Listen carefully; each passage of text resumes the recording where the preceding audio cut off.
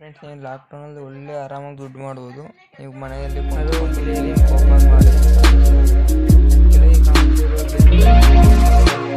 ಡಿಸ್ಕ್ರಿಪ್ಷನಲ್ಲಿ ಈ ಲಿಂಕ್ ಕೊಟ್ಟಿರ್ತೀನಿ. ಈ ಲಿಂಕ್ ಓಪನ್ ಮಾಡಿಕೊಂಡು ಈಗ ಈ ಥರ ಕ್ರೋಮಲ್ಲಿ ಮೊಬೈಲ್ ನಂಬರ್ ಕೊಟ್ಟು ಒಂದು ಪಾಸ್ವರ್ಡ್ ಕೊಡಬೇಕು.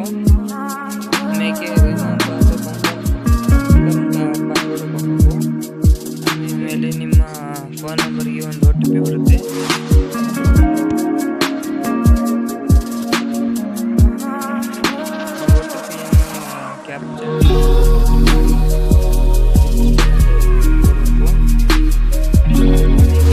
ಬರುತ್ತೆ. ಲೋಡಿಂಗ್ ಆಗ್ತೈತೆ. ಲೋಡಿಂಗ್ ಹಾಕಿ ರೀಚಾರ್ಜ್ ಅಂತ ಇರುತ್ತೆ. ರೀಚಾರ್ಜ್ ಮೇಲೆ ಕ್ಲಿಕ್ ಮಾಡಿ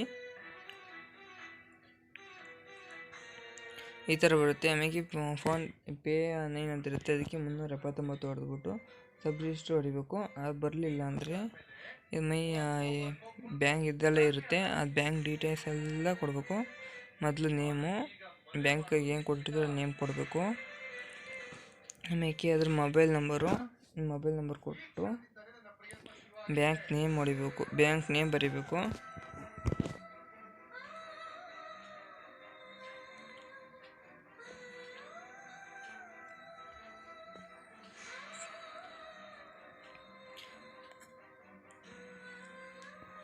ಆಮೇಲೆ ಅಕೌಂಟ್ ನಂಬರ್ ಆ್ಯಡ್ ಮಾಡಿ.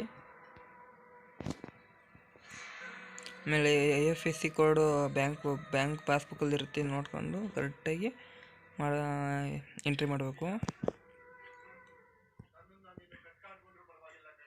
ಆಮೇಲೆ ಇಮೇಲ್ ID ಕೊಡಬೇಕು.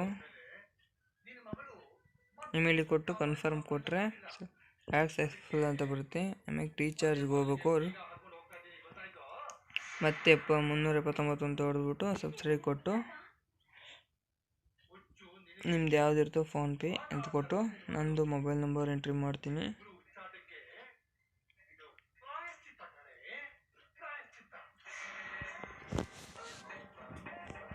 ಹಿಂಗೆ ಕೊಟ್ಟ ಮೇಲೆ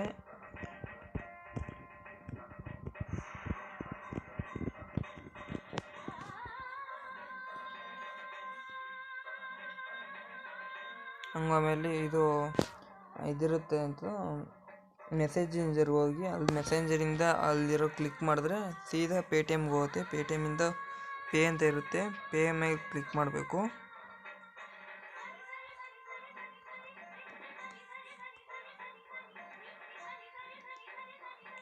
ಪೇಯಿಂದ ಮಾಡೋಲ್ಲ ನಿಮ್ಮ ಏನು ಪಾಸ್ವರ್ಡ್ ಕೊಟ್ಟಿದ್ದೀರೋ ಅದು ಪಾಸ್ವರ್ಡ್ UPI ನಂಬರ್ ಇದು ನೋಡಿದ್ಬಿಟ್ಟು ಮಾಡಿದ್ರೆ ಸಕ್ಸಸ್ಫುಲ್ ಆಗುತ್ತೆ. ನೋಡಿ ಹೇಳ್ತೀವಿ. ಮತ್ತೆ ಹಂಗೆ ಕ್ರೋಮಿಗೆ ಬಂದ ಮೇಲೆ ಇರುತ್ತೆ ಇನ್ವೈಟ್ ಅಂತ ಕೊಟ್ಟು ಬ್ಯಾಲೆನ್ಸಿಗೆ ಫೋನ್ ನಂಬರ್ ಪಾಸ್ವರ್ಡ್ ಮೊದಲು ಏನು ಕೊಟ್ಟಿದ್ದೀರೋ ಅದನ್ನು ಇದು ಮಾಡಿರಿ.